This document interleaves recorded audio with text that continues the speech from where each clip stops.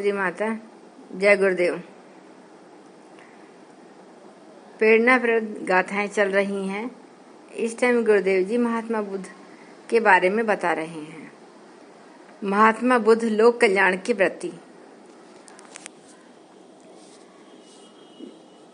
गुरुदेव जी लिखते हैं कि 2500 वर्ष पुरानी बात है। कपिलवस्तु नगरी के राजमार्ग पर एक बुढ़ा भिखारी चला जा रहा था। जरावस्था ने उसकी कमर को झुका दिया था, नेत्रों की ज्योति को क्षीण कर दिया था, दांतों को गिरा दिया था और पैरों को लड़खड़ा कर चलने वाला बना दिया था। वह रोटी के एक टुकड़े के लिए पुकार मचा रहा था, पर रोटी देने के बदले कितने ही शरारती बालक उसके पीछे पड़ गए थे और तरह तरह से छेड़कर उसे तंग कर रहे थे। इतने में एक राजकीय रथ चलते चलते उसके पास रुका और उसमें से एक देवकांति वाला युवा पुरुष उतरकर उस भिखारी को ध्यानपूर्वक देखने लगा। उसने अपने सारथी से पूछा कि यह कौन है और इसकी यह दुर्दशा क्यों हो रही है। तब उसे मालूम हुआ कि यह एक बुढ़ा आदमी है जो शरीर के अशक्त हो जाने से जीविकोपार्जन में असमर्थ हो गया है और भूख की व्यथा को दूर करने के लिए इधर उधर रोटी मांगता फिरता है। राजकुमार को यह एक अनोखा दृश्य जान पड़ा, क्योंकि उसने आज से पहले किसी दीन दुखी वृद्ध पुरुष को नहीं देखा था। उसको अभी तक जिस वातावरण में रखा गया था उसमें सुख और आनंददायक श्रेष्ठ दृश्यों के अतिरिक्त उसे कभी दैन्य कष्ट, रोग, शोक की घटनाओं को देखने का अवसर ही नहीं मिला। आज संयोग से मार्ग में चलते हुए ऐसी जर्जर और निकृष्ट अवस्था में पहुंचे हुए व्यक्ति को देखकर उसकी आंखें खुल गईं। यह राजकुमार गौतम थे, जो आगे चलकर महात्मा बुद्ध के नाम से प्रसिद्ध हुए। गौतम शाक्य वंशीय राजा शुद्धोधन के पुत्र थे। उनकी माता महामाया उनको 7 दिन का ही छोड़कर मर गई थी और उनका लालन पालन सेवक और दासियों द्वारा किया गया था। इनके जन्म के समय किसी ज्योतिषी ने कह दिया था कि ये आगे चलकर यदि घर में रहे तो एक पराक्रमी सम्राट बनेंगे और जो गृह त्यागी हो गए तो बड़े धर्म प्रचारक और लोक सेवी सिद्ध होंगे। इस भविष्य कथन से राजा शुद्धोधन का हृदय शंकाकुल हो गया था और उन्होंने यह व्यवस्था कर रखी थी कि राजकुमार को सदैव अत्यंत सुख और प्रसन्नता के वातावरण में रखा जाए और उनके सामने सांसारिक दुख, रोग, शोक की चर्चा भूलकर भी न की जाए। यही कारण था कि राजभवन के दास दासी उनको सदैव आमोद प्रमोद और मनोरंजन में लगाए रहते थे और संसार की वास्तविक अवस्था के संपर्क में उनको कभी नहीं आने दिया जाता था। सरदार पटेल भारत माता की निर्भय सेनानी। सन 1947 का वर्ष भारत की राजनीतिक परिस्थिति की दृष्टि से बड़ा हलचल पूर्ण था। अगस्त 1947 में जैसे ही देश की स्वतंत्रता प्राप्त हुई,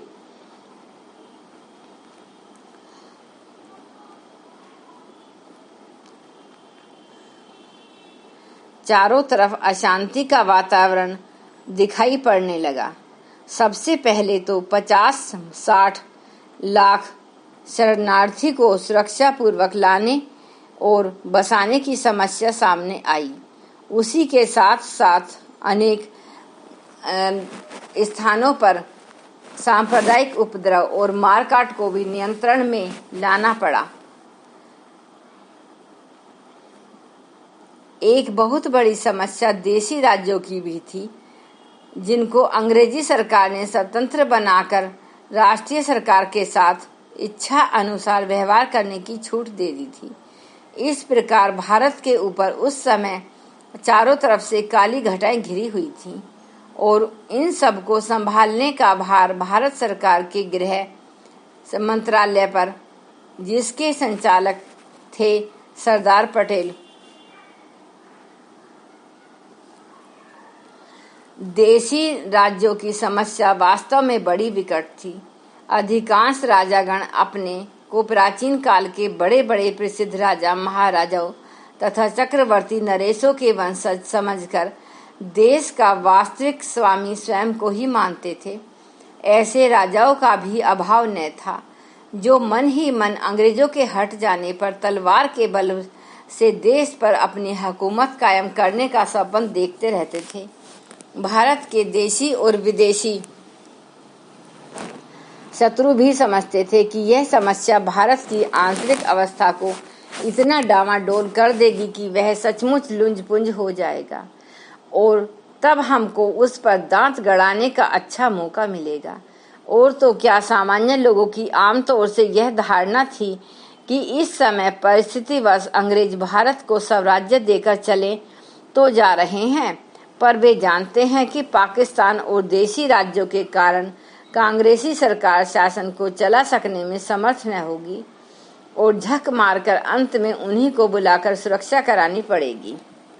पर लोगों के ये सब मंसूबे, अटकलें और भ्रम उस समय हवा में उड़ गए जब सरदार पटेल ने 4-5 महीने के भीतर ही अधिकांश राजाओं को अपनी रियासतें भारतीय राष्ट्र में सम्मिलित करने को राजी कर लिया।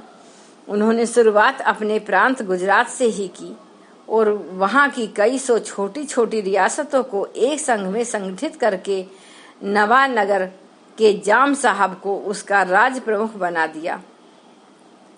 इसके पश्चात क्रमशः मध्य भारत, पंजाब और राजस्थान की रियासतों के संघ बनाकर उनको भारतीय संघ में सम्मिलित कर लिया। जूनागढ़, भोपाल, बड़ौदा आदि 3-4 रियासतों के शासकों ने कुछ विरोध का भाव प्रदर्शित किया, पर सरदार के सामने साम दंड भेद की राजनीति द्वारा बिना किसी प्रकार के बल का प्रत्यक्ष प्रयोग किए उनकी समस्या को हल कर दिया। हैदराबाद का विजय अभियान पर सबसे बढ़कर कठिनाई उपस्थित हुई हैदराबाद के मामले में। वह भारत की सबसे बड़ी रियासत थी और मुसलमान उसे अपना गढ़ समझते थे। भारत विभाजन के पश्चात वहां कितने ही कट्टरपंथी मुस्लिम लोग जा पहुंचे और कोशिश करने लगे हैदराबाद को पाकिस्तान में शामिल किया जाए। उत्तर प्रदेश के कासिम रिजवी नामक व्यक्ति ने वहां जाकर रजाकार नाम से एक स्वयंसेवक दल कायम कर दिया, जिसमें 2 लाख हथियारबंद व्यक्ति सम्मिलित थे। हैदराबाद की 42,000 सरकारी सेना इसके अतिरिक्त थी। ये सब रियासत के हिंदुओं पर ही अत्याचार नहीं करने लगी, वरन आसपास के प्रदेश की भूमि पर आकर भी लूटपाट करने लगे। 1-2 बार उन्होंने रेलगाड़ी को रोककर लूट लिया और कई आदमियों को भी मार डाला। सरदार तुरंत ही हैदराबाद के विरुद्ध कार्यवाही करने को तैयार हो गए, पर नेहरू जी तथा अन्य कई मंत्रियों के राजी न होने से रुके रहे। पर जब हालत बहुत बिगड़ गई और कनाडा के राजदूत ने नेहरू जी से ईसाई स्त्रियों पर राजाकारों द्वारा आक्रमण करने की शिकायत की, तब कहीं जाकर उसके विरुद्ध सैनिक कार्यवाही करने का निश्चय किया गया। सरदार ने फौज को आदेश दे दिया और मेजर जनरल J.N. चौधरी थोड़ी सी सेना लेकर शोलापुर के रास्ते से आगे बढ़े। उस अवसर पर यद्यपि कासिम रिजवी ने यहाँ तक की धमकी दी थी कि अगर भारतीय सेना ने हैदराबाद में प्रवेश किया तो उसको यहाँ 1.5 करोड़ हिंदुओं की हड्डियों के अतिरिक्त और कुछ न मिलेगा, पर सरदार ऐसी बातों की कब परवाह करते थे। उन्होंने निजाम के प्रतिनिधि लायक अली से स्पष्ट कह दिया कि हैदराबाद की समस्या भी उसी तरह सुलझेगी जिस प्रकार अन्य रियासतों की सुलझी है। इसका दूसरा कोई मार्ग संभव नहीं है। हम किसी ऐसे स्थान को अपने देश में पृथक नहीं रहने दे सकते जो हमारे उसी संघ को नष्ट कर देगा जिसे हमने रक्त और परिश्रम से बनाया है। हम समस्या का मित्रतापूर्वक हल ही चाहते हैं और उसके लिए प्रयत्न कर रहे हैं, किंतु इसका अर्थ यह नहीं कि हैदराबाद को पूर्ण स्वतंत्र रह जाने देंगे। यदि वह स्वतंत्र रहने की अपनी मांग पर अड़ा रहा तो उसे निश्चय ही असफल होना पड़ेगा। यद्यपि हैदराबाद के रजाकार और अन्य धर्मांध मुसलमान बड़ा जोर शोर दिखा रहे थे और समझते थे कि भारतीय सेना का हमला होने पर संसार के मुसलमान देश उनका साथ देंगे। पर भारतीय सेना को देखते ही वे सब बगलें झांकने लगे। कुछ रजाकारों ने तो 2-3 दिन तक जगह जगह पर कुछ लड़ाई की, पर भारत की सुशिक्षित सेना के सामने वे भेड़ बकरियों की भीड़ से अधिक प्रभावशाली सिद्ध न हो पाए। 3 दिन के संघर्ष में लगभग 1000 रजाकार मारे गए, जबकि भारतीय सेना की मृत्यु संख्या नाम मात्र को ही थी। 17 सितंबर 1947 को हैदराबाद के प्रधानमंत्री एल एदरूस ने जनरल चौधरी के सामने बाकायदा आत्मसमर्पण कर दिया और 19 सितंबर को जनरल चौधरी हैदराबाद के सैनिक गवर्नर नियुक्त कर दिए गए। सरदार दक्षिण भारत की यात्रा करते हुए सरदार पहुंचे तो निजाम ने स्वयं हवाई अड्डे पर आकर उनका स्वागत किया। भारतीय प्रथा के अनुसार हाथ जोड़कर उनका अभिवादन किया, जो उनके जीवन में एक सर्वथा नई और सर्वप्रथम घटना थी। हैदराबाद की समस्या को इस प्रकार 3 दिन में हल करके सरदार ने भारतीय सैनिक शक्ति और राजनीति की धाक समस्त देश में जमा दी।